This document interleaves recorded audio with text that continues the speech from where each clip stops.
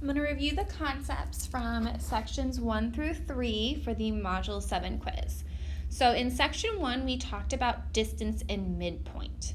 So number 1, we want to find the midpoint of the segment that has endpoints of -4, 1, and 7, 8. So our midpoint formula is to take x1 plus x2, put it all over 2, and then y1 plus y2 all over 2. So we need to label our points. One of them is x1, y1, and the other as x2, y2. So I'm going to pick the first point, -4, 1, to be x1, y1, and I'm going to pick 7, 8 to be x2, y2. Now I'm just going to plug the numbers into the formula. So x1 is going to be -4 plus x2, which is 7 all over 2, comma y1, which is 1, plus y2, which is 8 all over 2. Okay. Now -4 plus 7 is 3 over 2. 1 plus 8 is 9 over 2. So I can leave it as 3 halves, comma 9 halves, or I can write it as a decimal, 1.5, comma 4.5.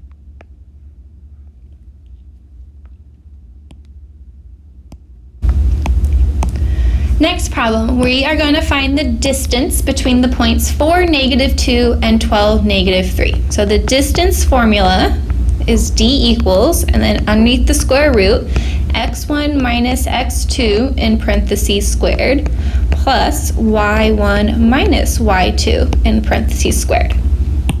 So I'm going to start off by labeling the points again. So x1, y1 is going to be 4, -2. And then I'm going to pick 12, -3 to be x2, y2. So when we plug it into the formula, we're going to have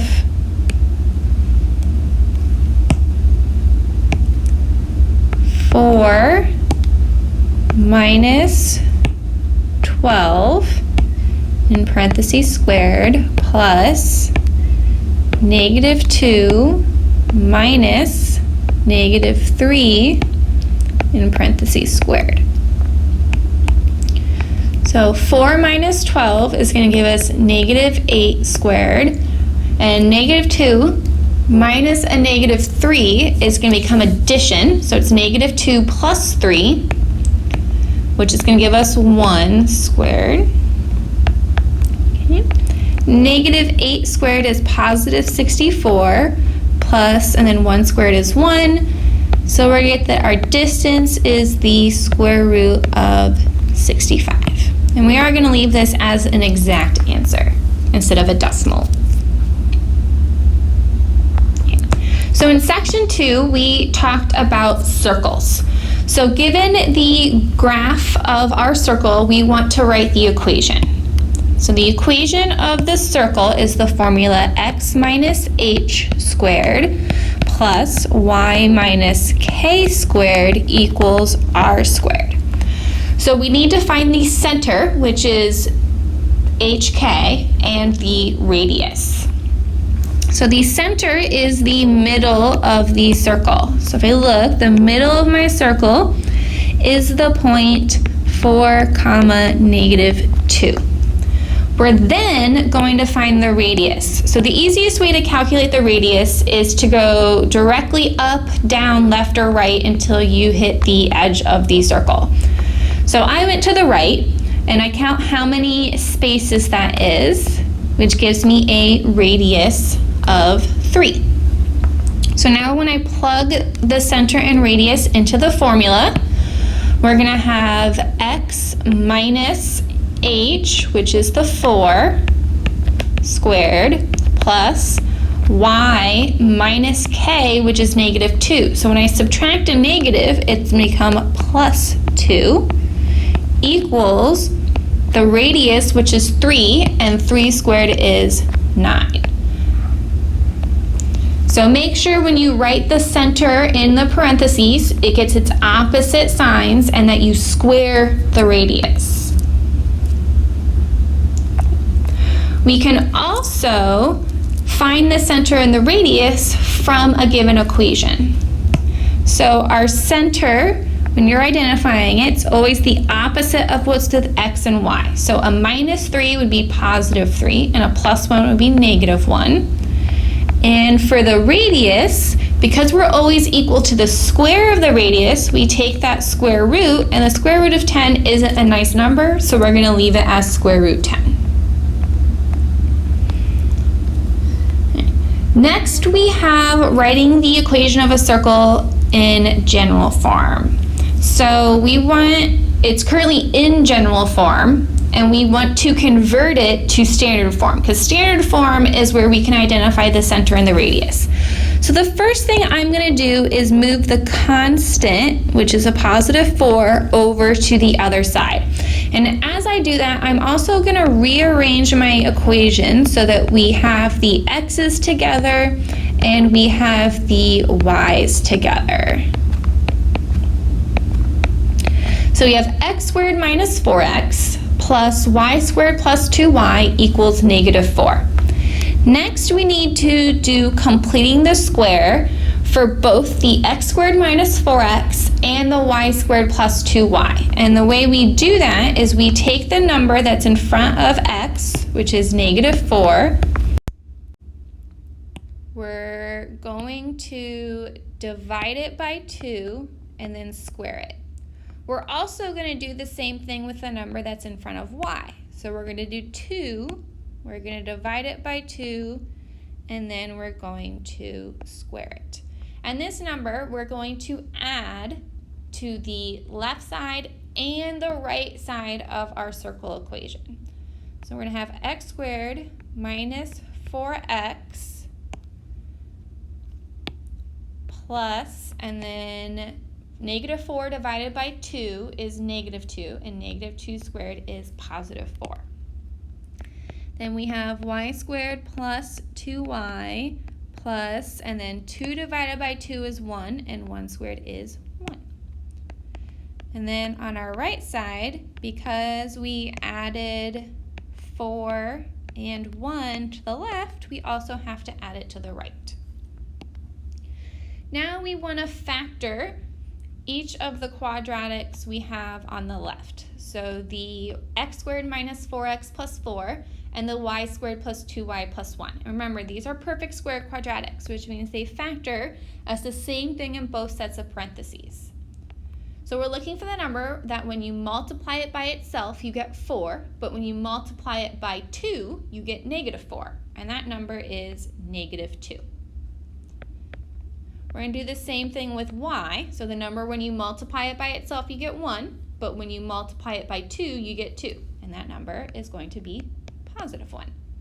And then we're going to do -4 plus 4 plus 1, which is 1. And that is the equation of the circle. And if I wanted to, I could identify the center and the radius. So it has a center at 2, -1. And our radius is going to be 1, because the square root of 1 is 1. You can also double check using Desmos.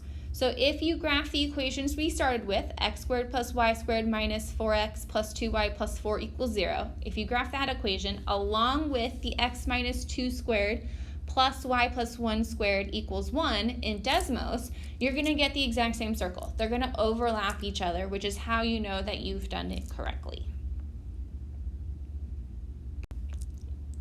And then in the last section, section 3, we talked about parabolas. So number 6, we want to identify the vertex and the focus of our parabola 3/2 y plus 6 equals x minus 2 squared. So for our vertex, we always do the opposite of what's with x and y, just like with circles. So we have x minus 2, which means the vertex is going to be at +2, and y plus 6, which means it's going to be at -6. Okay. For the focus, we have to solve for the a value, because the focus is the distance is that A value is the distance the focus is from the vertex. So to find that, we know that 3/2 is going to be equal to 4a. So then to solve for our distance a, we divide both sides by 4, and 3/2, which is 1.5, divided by 4 is going to be 0.375. I'm going to go ahead and write a decimal here because it's easier to deal with writing a coordinate that deals with decimals than it is fractions. Now we have to figure out whether or not that a value gets applied to the x-coordinate or the y-coordinate, and that's based on the direction our parabola opens. So because the x variable is squared, that means our parabola opens up or down, and then because the 3/2 are positive, that means our parabola opens up. So the focus is always inside our parabola, so that means it has to be above, which means it's going to get added to our y value. So for our focus, we're going to keep the x value the same, 2, but we're going to take -6 and we're going to add the 0.375 to it. And we're going to get -5.625. So if I were to graph my vertex and my focus in Desmos, I could see that the equation, just to make sure that we've identified the vertex correctly, the focus would be above the vertex. Next, we're going to write the equation of our parabola that has a vertex of -1,5 and a focus of 2,5. So the first thing we need to do here is figure out what direction our parabola opens so we know which equation to use. So I'm going to draw a little graph here, but you are also more than welcome to use Desmos. Okay, but make sure you label the points in Desmos with a V and an F so you know which one is the vertex and which one is the focus. So the vertex is at -1,5 and the focus is at 2,5. So because the focus is to the right of the vertex, my parabola opens right. Okay. Then we also need our a value, which is the distance from our vertex to our focus, which in this case is 3.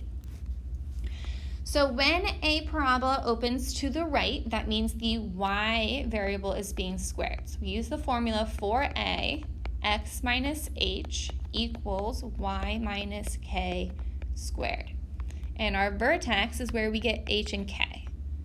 So 4a, 4 times 3, is going to give us 12. And then we do x minus -1, we get x plus 1 equals y minus 5 squared. And again, if you graph the vertex and the focus in Desmos and then graph the equation that you found, it will go through the vertex and it will open so that it includes the focus. Desmos is really going to be your best friend with parabolas to make sure you're doing it correctly.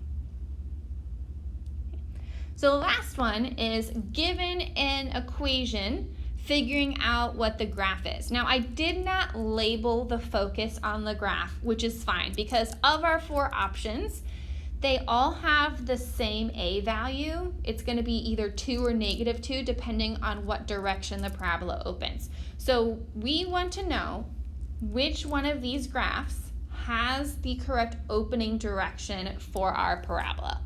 So our parabola opens to the left.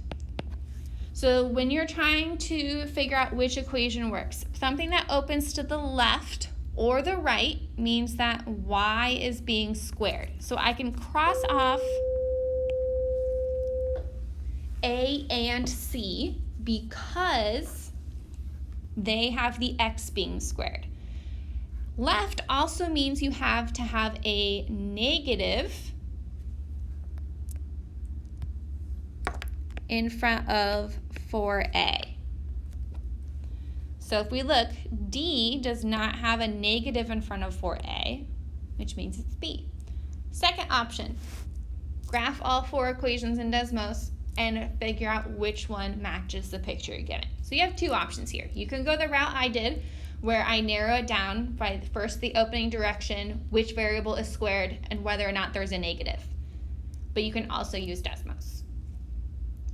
Please let me know if you have any questions still before you take the quiz.